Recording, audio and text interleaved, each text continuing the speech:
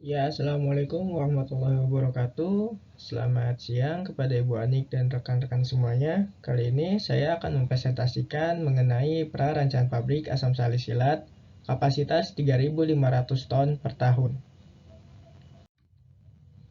Sebelumnya, saya ingin memperkenalkan diri. Nama saya Iwandi Azmir dengan NIM 1141925006 dari Program Studi Teknik Kimia.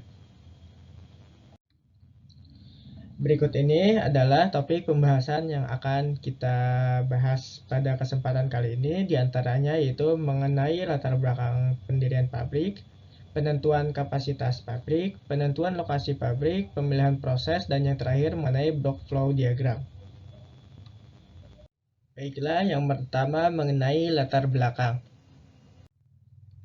Perkembangan industri di Indonesia berlangsung dengan cukup pesat, salah satunya yaitu di bidang Fast Moving Consumer Good atau FMCG.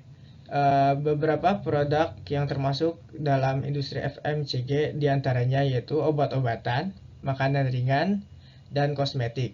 Salah satu bahan baku untuk menunjang produksi dari FMCG yaitu asam salisilat. Asam salisilat ini digunakan untuk produk-produk seperti obat-obatan, diantaranya seperti aspirin, metilsalisilat, dan juga di beberapa kosmetik. Selanjutnya yaitu penentuan kapasitas pabrik. Penentuan kapasitas pabrik ini sangat penting dalam keberlangsungan pabrik itu sendiri. Penentuan kapasitas pabrik dapat ditentukan dengan beberapa hal. Di antaranya yaitu dengan melakukan analisa ekonomi. Untuk melakukan analisa ekonomi ini, kami mengambil data dari Badan Pusat Statistika dari tahun 2015 sampai tahun 2021. Dari data tersebut, kami tidak memperoleh data produksi asam salisilat dan juga data ekspor asam salisilat. Hal itu dikarenakan sampai saat ini belum ada pabrik asam salisilat yang dibuat di Indonesia. Lalu untuk data impor asam salisilat dari tahun 2015 sampai tahun 2021 seperti yang tertera pada slide. Sehingga untuk data konsumsi asam salisilat di Indonesia sama dengan data impor asam salisilat. Dari data-data tersebut dapat diproyeksikan bahwa kebutuhan asam salisilat pada tahun 2025 yaitu sebesar 864,39 ton per tahun. Selain itu, kami juga mempertimbangkan kapasitas-kapasitas pabrik asam salisilat di dunia. Ada beberapa pabrik asam salisilat di dunia, diantaranya Novasil di Thailand dengan kapasitas produksi 32.000 ton per tahun, Haibei Jingye Group di Cina dengan kapasitas 10.000 ton per tahun, GQC Pharmaceutical di Cina dengan kapasitas 3.500 ton per tahun. Lalu kami juga mempertimbangkan ketersediaan bahan baku di Indonesia. Untuk memproduksi asam salisilat, bahan-bahan bakunya terdapat di Indonesia, diantaranya fenol dari PT Anugerah Putra Kencana, asam sulfat dari Petrokimia Gresik, karbon dioksida dari PT Molindo Intigas, natrium hidroksida dari PT Asahi Mas Chemical. Dari data-data tersebut,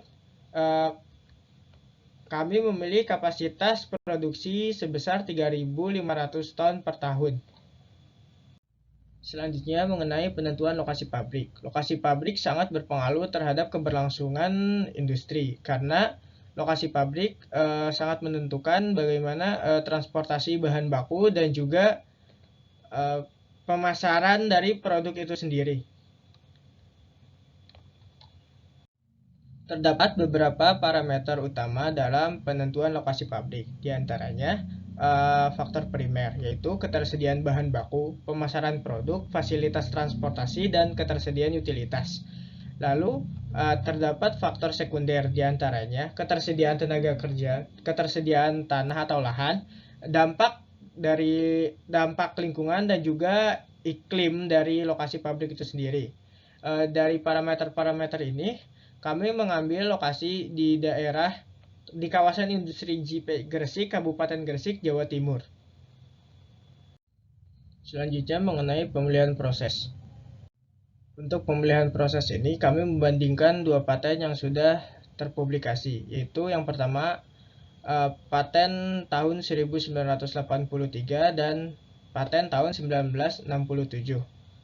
Dan dari kedua paten ini, kami memilih paten tahun 1983 dikarenakan untuk prosesnya menghasilkan yield yang lebih besar dan juga bahan baku yang lebih sedikit, sehingga limbah yang dihasilkan pun lebih sedikit. Selanjutnya mengenai block flow diagram.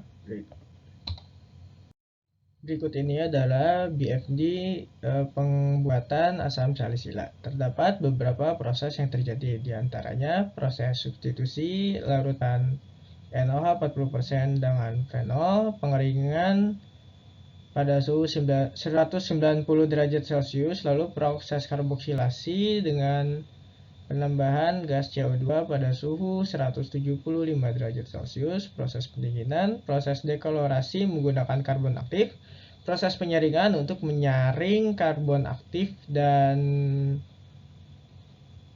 natrium salisilat, lalu proses substitusi menggunakan asam, proses sentrifugasi untuk memisahkan larutan Na2SO4 dan asam salisilat, lalu proses pengeringan.